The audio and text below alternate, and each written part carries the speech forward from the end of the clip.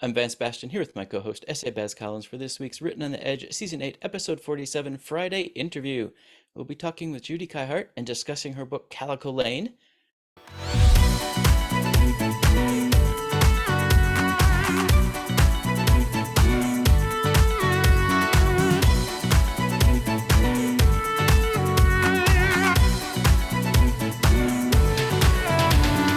Let's get to know our guest. When Judy was little, her mom told her, "Stop making things up." But she didn't listen. In fact, she cannot remember a time when there wasn't a story rambling around in her head, leading her to scribble an idea into a notebook, a diary, or onto loose leaf paper. For a long time, the ideas remained scribbles, but as the years passed, some of the ideas were crafted into short stories, and some of the short stories were adapted for the stage. Then the scribbles became memory triggers for her latest project, her memoir, Calico Lane. Judy, welcome to the show. Thank you. It's great to be here. Thank you very much. Our pleasure. So, scribbles all your life, huh? Always had the passion for writing, or is there something that triggered it? I think I've always had the passion. I had an aunt who read to me ever since I was probably old enough to sit in her lap, and she always got me very interested in stories. She'd read everything to me: newspapers, magazines, picture books. She was awesome, But and see, yeah, I've see, always that's I've always that's enjoyed writing. I would say that's taking stories in. When did you turn it around and start telling your own? Probably when I was about 10, I started writing really bad poetry and submitted them to the local paper at the time. You I think they did. printed everything, but seeing it in print got me so excited. And then Can I I just give you an really, award? Because oh, yeah, most of our authors who write poetry as children, like hide it away and like it'll never see the light of day. You actually shared it with the world. I did. I was so goofy. I just enjoyed writing so much. And then I would start making up stories. And then my aunt encouraged me to write them down. And I did, but I really didn't take it seriously because back in the day, it was the 60s. My parents had their own ideas of what my life was going to be like.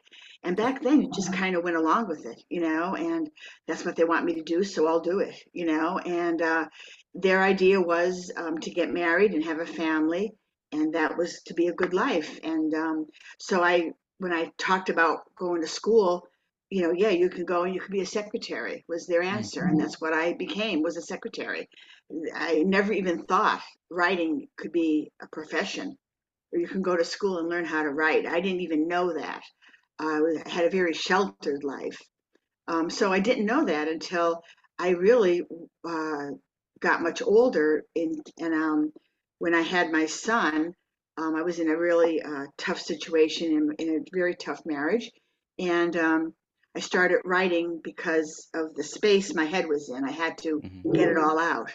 And I started taking classes as an adult at a local college, took a writing course, wrote a short story, and it won an award. And that kind of got me thinking, oh, I could have fun doing this, and I like doing this. And so it kind of started at that point, really. But I always had stories to tell. So you then moved on to stage productions. Well, I Um, wrote I wrote a lot of short stories, yes, and uh, my wife and I were, and when we lived in Colorado, we worked backstage for a local small amateur theater company, and we did, the scene changes, the set changes. We handled props, we helped with costuming, and that particular theater company had a one act play festival, and I never had written a play. I was only writing short stories. I had a bunch of short stories. And my wife kind of challenged me, well, why don't you turn one of your stories into a play? So I thought, okay, the next contest is in 2 years. So it took me 2 years to write a 15-minute one act play. But I did it. And son of a gun, it won a place. And then it got staged by that local theater company. And that just kind of got me going. wow. But I talk about my wife in Colorado, but before that, I was married to a man because, again, it was the 70s and that's what you did. So Hmm. it wasn't until really after I was divorced and living the life that I felt I should live, that I really began to be creative. I think up until then, everything was stifled. I was confused. I was lonely. I was just trying to get through every day. Was writing your escape from the everyday? Absolutely. Absolutely. I wrote some really dark short stories. Oh, they were just so dark and bad. Yeah. Oh no. All right. Well, so one of your bios I had seen indicates uh like a early lifetime of love and support, but now you're mentioning some struggle. Was this what led you to writing Calico Lane? No, what really led me to Calico Lane was an early love relationship I had with an older girl when I was a teenager. I was 17, and I met this woman and fell in love, and we, were together for about 2 years. And then, as in all good stories, tragedy sets in, and I started contemplating, is God punishing me for liking this woman instead of liking men? Because back then you didn't even know the word lesbian. I didn't know the word lesbian until I Right. was older, but so you kind of started questioning, why did this happen? Why did she die? And God must be upset with me. So I better do what my parents and the church is telling me to do, and I better just marry this guy, which I did. And hence I lived in a heterosexual relationship for over 20 years, and it was a terrible time. I lied through everything. I just lied about who I was, what I liked, what I thought.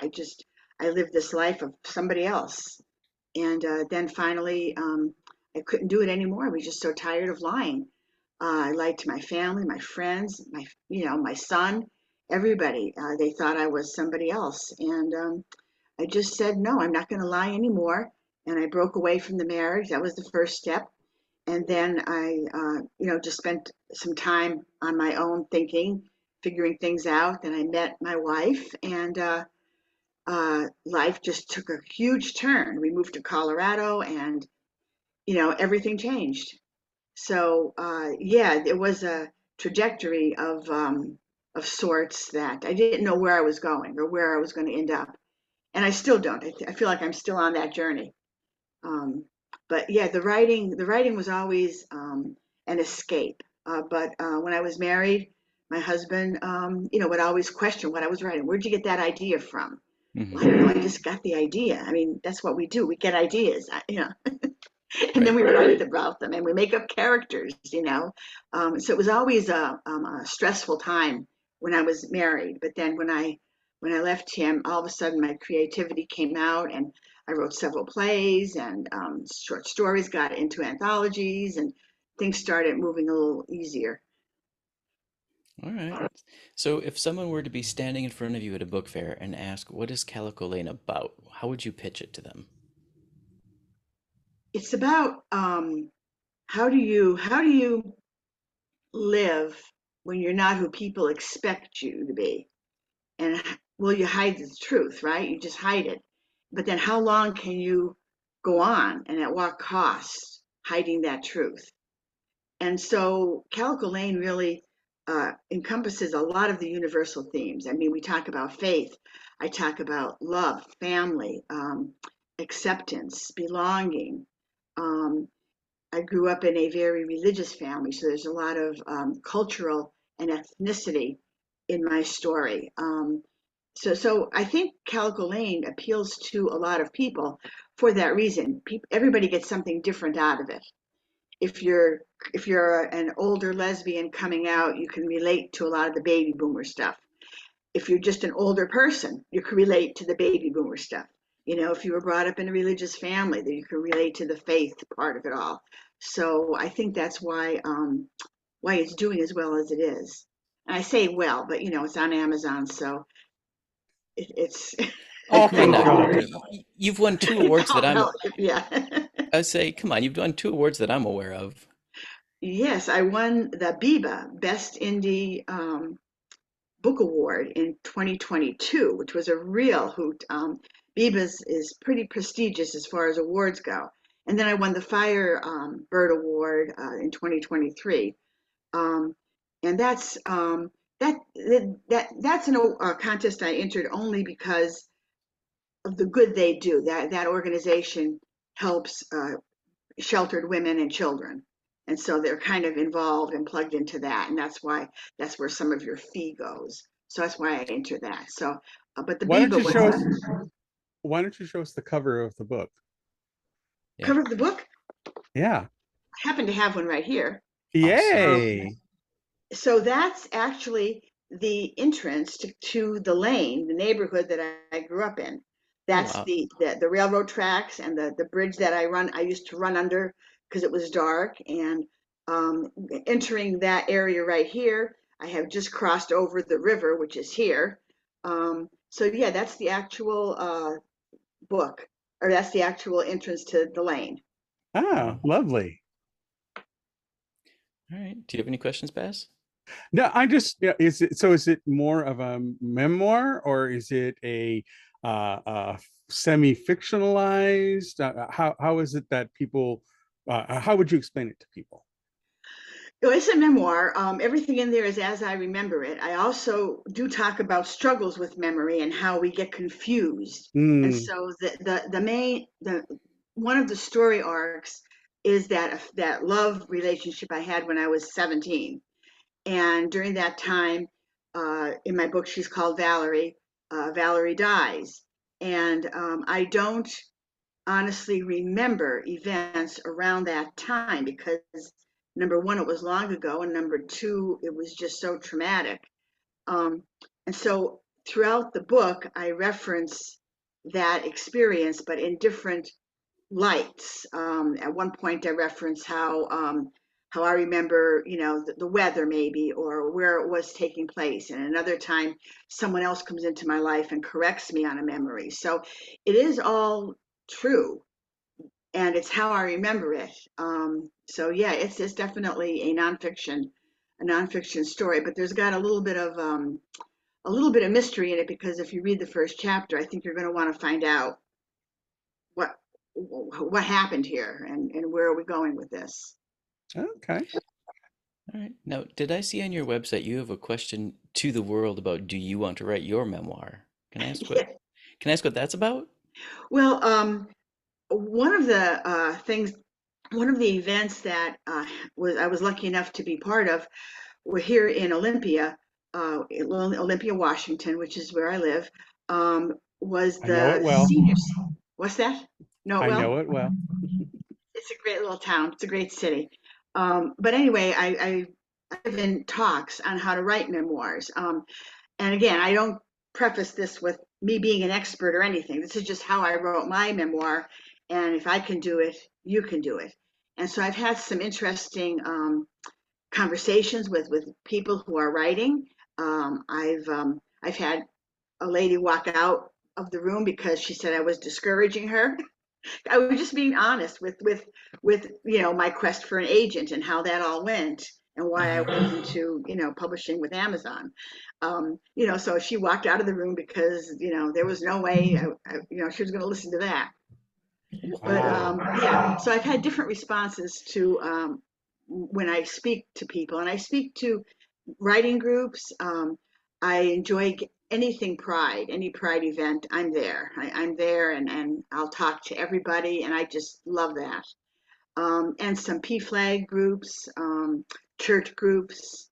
I've done book clubs on Zoom. But yeah, if anyone is interested in writing, and I've had some people, contact me, and they wanted to know my steps and how I did certain things and what would I recommend. So it's not like you know, not like I'm recommending so and so to take their course. I just recommend that, hey, I took a course and this is what the course was about. And a course like that might be good for you, but you have to go and search it out yourself. I find it interesting that someone got upset when you like, this was my experience finding an agent, because it's a really tough gig. Well, a lot of people, they have an idea, they want to write a memoir, they want to write their story, and they want it to be like a family history, and that's all well and good. Hmm. But if you're going to market it, you need to have an audience more than your family if that's what you want to do. Right. And an agent is the best way to do that. And I tried, but I wasn't successful. Um, And she just flat out said, well, I have my story here on my thumb drive, and I'm just going to send it to agents. Well, you know, good for you. Good luck with that. Good luck with that. Let me know how that works out. Yeah, it feels like a generational thing. I'm just gonna stop there. Uh, Possibly. She don't- she was a little older than I am, yeah. and speaking of that, by the way, you had referenced a couple of times this experience being relatable to boomers. I would like to speak on behalf of Gen X and say it was relatable to me too. Oh, thank you, thank you. What exactly, or what particularly? Um, Uh, Parental expectations of what my life would be, hmm, the expectation of how many grandchildren I would produce for them. Now, in my parents' defense, once I came out to them, they fully embraced and like they're wonderful. Like the day marriage was possible, my mom was texting asking when the wedding was. ah, So ah, I don't want to throw them under the bus completely, but as a teenager, I felt it. I felt that pressure, sure. you know? So it's a pretty universal thing. I don't think that's specific to the boomer generation. Probably not. I think today parents are a little bit more understanding and lenient, and they hope that their children have opportunities. I mean, that opportunity I had to go to Germany. Um, Man, I mean, I just couldn't believe they shot that down. And in their defense, yeah, I could see my dad thinking, "Who is this guy sending my daughter to Germany?" Hmm. I could see that from my dad's point of view. And then funny later on, my mom didn't even remember that happening. And it was such a traumatic point in my life. Wow, it's amazing. Memory is Yeah. so bizarre. So I'm going to ask before we move on, is there anything about your memoir that we didn't ask you that you wanted the world to know? Um, no, I think you covered it. I just hope people will read it. I hope that they suggest to their libraries to carry it. I hope that they contact me if they read it. Send me a note. I respond to all emails, and any notes I get, I definitely respond to. And I just love meeting people and talking about their life, having them share with me, what And was similar or what was different. and I would like listeners to know that something Judy hinted at about 5 minutes ago is all over her website. If you have a reading group and have read her book, she will come talk to you via Zoom most likely, but the interaction is available to you. So please, please, please share with your reading circles as well. Thank you, thank you. I appreciate that, Vance. All right. Well, if you're ready, Baz can take on our get to know you questions. Okay. All right. Well, in this year of wow, what one word describes your favorite food? Okay, that would have to be pierogies. Ooh. Oh, okay. How Absolutely. about okay, well, how about your favorite entertainment genre? Oh, psychological thrillers. Oh, I'm right there with you. Give me an Alfred Yeah, Hitchcock at any time yeah. and I'm there. Blow my mind away. Just blow it away. I'm ready Yeah, for it. Yeah. totally there with you. Okay, where are you on the spectrum of mundane versus magical? Okay, I think I'm midway. So what's midway? Imaginative. I think that's where A I'm at. magic realist, maybe? Magic realist. Okay, I'll take that. Yeah. Okay. Well, your preferred level of PDA. Preferred. I just think a kiss in public is so cool. But I'll hold hands. I'll hold hands all day long with my wife. There you go. Romanticism is alive. All right. Mhm. The environment where you relax the most. Oh, the shore, the beach, ocean, river, anything with water, I think. Hence These are Olympia. just one words. Okay, then we'll go with Oh, no, ocean. no, that's okay. You can hyphenate. All right. Your preferred beverage. Iced tea. So right there with you. Okay. Well, where do you fall on the scale of youthful naivete versus the wisdom of experience? Oh, yes. Again, I think I'm kind of mid-range, maybe understanding. Is Okay. would that be? I think I'm Okay. come to that point where I'm more understanding of people and things. Yeah, I think my mom, when she turned 80, she just became adolescent all over again. So I guess you get to a certain age and you just go, oh, what the hell? Oh yeah, Go the well other way. that's not that far away, I think. All right. What is your favorite fictional character?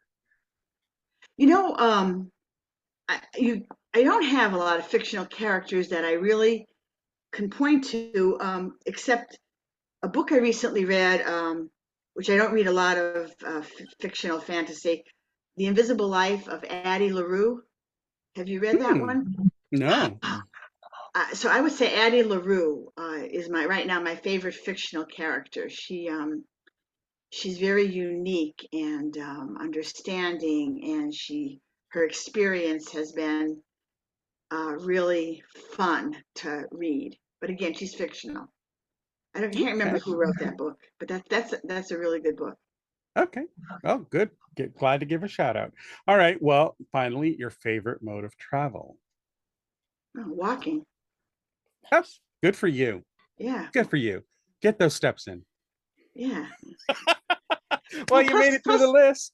plus Okay. you see so much more when you walk, and you There you smell, go. and you can feel pet the puppy dogs. I mean, there's And so how much are to walking. how are you going to stop and smell the roses if you're driving in a car? It's better to be walking. Exactly.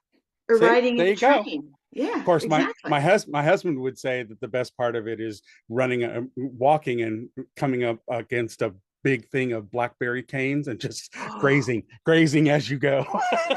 well, that's all part of walking. That's Absolutely. right. That's right. Well, you made it through the list. Bravo. Okay. Hmm. Back to you, So, Vince. are you working on anything currently, or do you have any like event plans or something that people should know about? Well, my event season, thank goodness, is over. I've had a very active summer and fall. Right now, one of my plays is going to be produced by a local readers theater, and they asked Hmm. me to direct it. So, of course, Nice. having absolutely no experience in directing, I just said sure. And so I'm directing that. And so that'll be on for about, I think it's 9 different shows in December, along with some other short plays by this readers theater group. And I think that's all I have going on. I have a couple Zooms scheduled for talks, and I'm working on another one act play. Just had a story put in a anthology. Nice. Um, the book is called Harbingers. It's an anthology, and that was a pretty neat thing to be part of. Um, yeah, so I'm working on that, but people can contact me, and I'm always available on Zoom. I've gotten phone calls, I've gotten messages from people asking for my phone number so they could talk with me, which is always kind of funny. And then they'll say on the phone, "Wow, I actually got to talk to a real author," and I'm like, "It's just me." It's like, like, well, it's okay, it's just cool, it's okay. But you've done something that most people only dream of. True. Yeah, it's an accomplishment, and you've earned the right for them to say that. So, Yeah, thank you, thank you. congratulations. Where is the best place for people to find your information and reach out to you? Definitely my website, simply judykiehart.com. And it's Kiehart, although many pronounce it Kiehart.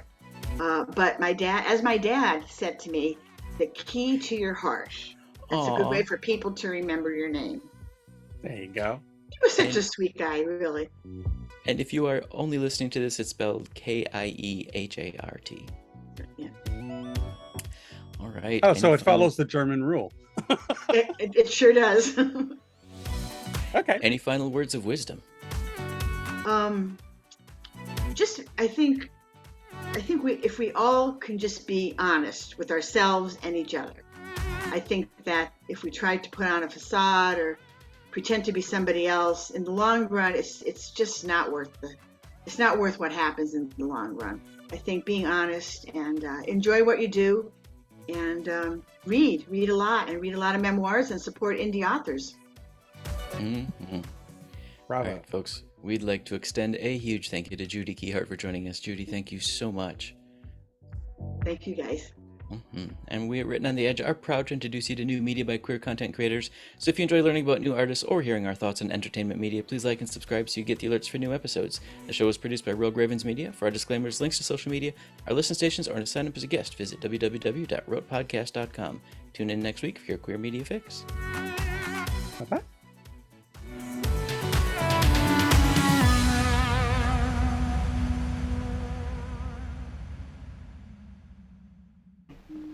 Oh, what's that? Closing time. The bums rush in melody, dear.